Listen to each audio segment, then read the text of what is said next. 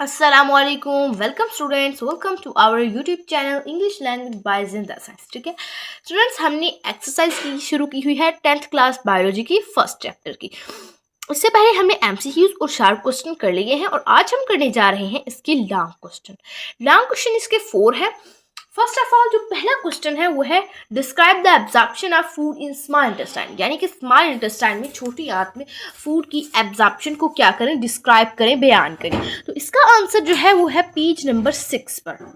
Absorption of food के शुरू से एंड तक इसका क्या है आंसर है। ठीक है, यानी कि खुराक की कंप्लीट डाइजेशन के बाद स्मॉल इंटेस्टाइन में खुराक की कंप्लीट डाइजेशन के बाद जो आखिरी प्रोडक्ट्स होते हैं वो कौन से होते हैं? अमीनो एसिड होता है, सिंपल शुगर होता है, ग्लिसरॉल और फैटी एसिड होता है। ठीक है, उनको एलिमेंट्री कैनाल से सर्कुलेटरी सिस्टम तक मूव किया जाता है। जो inner wall of small intestine होती है वो हाईली फोल्डेड वाल होती है और इस हाईली फोल्डेड वाल पर बहुत फिंगर उंगली की तरह की प्रोजेक्शंस होती हैं, मिलियंस ऑफ प्रोजेक्शन होती है, लाखों प्रोजेक्शंस होती हैं, जिन्हें हम विलाई कहते हैं। सिंगुलर अल्फाज में हम वीरियस कहते हैं।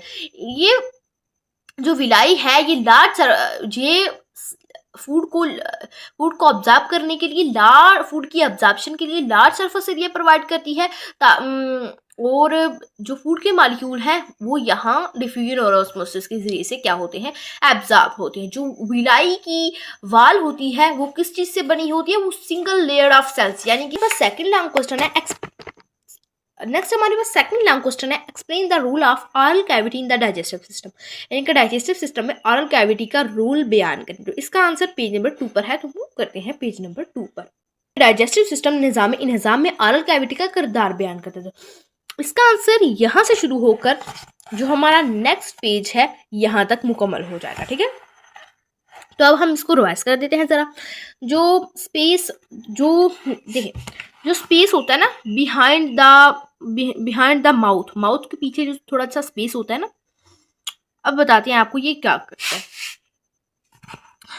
इसे हम कहते हैं ऑरल कैविटी या माउथ कैविटी। ठीक है, ये क्या करता है, जो टंग होती है ना हमारी जुबान, ये मुश्तमिल होती है टेस्ट बर्ड्स, छोटे छोटे ना बर्ड्स होती हैं जुबान पर। ठीक है, नेक्स्ट हमारे पास इसका थर्ड लॉन्ग क्वेश्चन है explain the structure and function of stomach. इसका आंसर पेज नंबर 4 पर है, तो मूव करते हैं पेज नंबर 4 पर।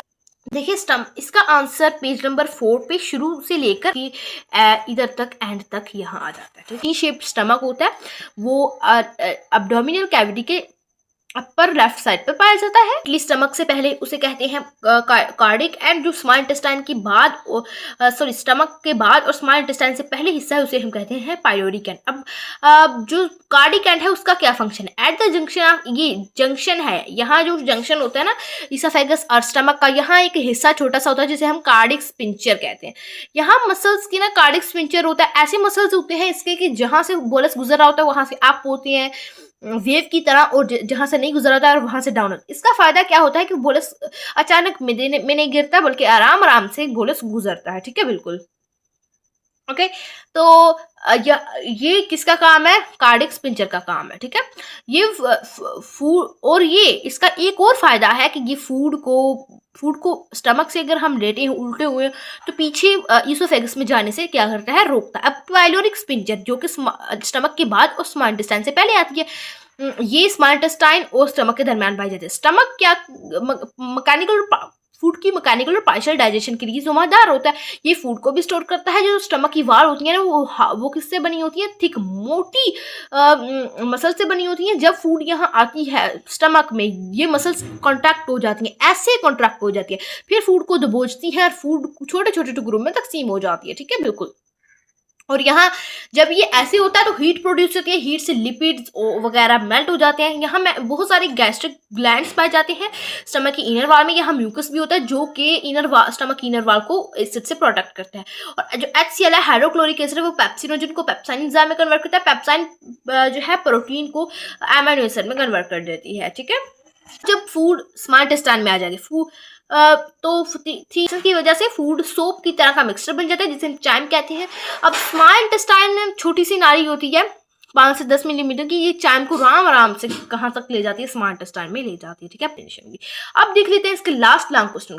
नेक्स्ट का लास्ट लॉन्ग क्वेश्चन है जो है justify the important of liver and pancreas in digestion, यानी कि लीवर की इम्पोर्टेंस और डाइजेशन में लीवर और पैनक्रियाज की जो है इम्पोर्टेंस को बताएं। ठीक है, इसका आंसर पेज नंबर 5 और 8 पर है, तो जल्दी से मूव करते हैं। का पहला हिस्सा है जिसमें रोल ऑफ लीवर बताया गया है। रोल ऑफ लीवर, अच्छा लीवर क्या करता है, लीवर की स्ट्रक्चर बताई जाए तो ये स्टमक के राइट में पाया जाता है। ठीक है, अडल्ट पर्सन में इसका वेट तकरीबन 1.5 किलोग्राम होता है। इसका पहला हिस्से का आंसर यहाँ से लेकर यहाँ तक है, एंड तक। ठीक है, और यहाँ जाता है हमारे पास स्मॉल इंटेस्टाइन, यानी कि यहाँ आ जाता है हमारे पास पैनक्रियाटिक जूस का जो है रोल, किसमें, पैनक्रियास का रोल डाइजेशन। ठीक है, ये जो है ना स्मॉल इंटेस्टाइन सेक्रेट करती है पैनक्रियाटिक जूस, जो कि एंटर हो जाता है ड्यूडेनियम में, इसके जरिए से पैनक्रियाटिक डक्ट के जरिए से, जो कि कॉमन बाइल डक्ट से, जो कि ड्यूडेनियम में एंटर होने से पहले कॉमन बाइल डक्ट से अटैच होती है।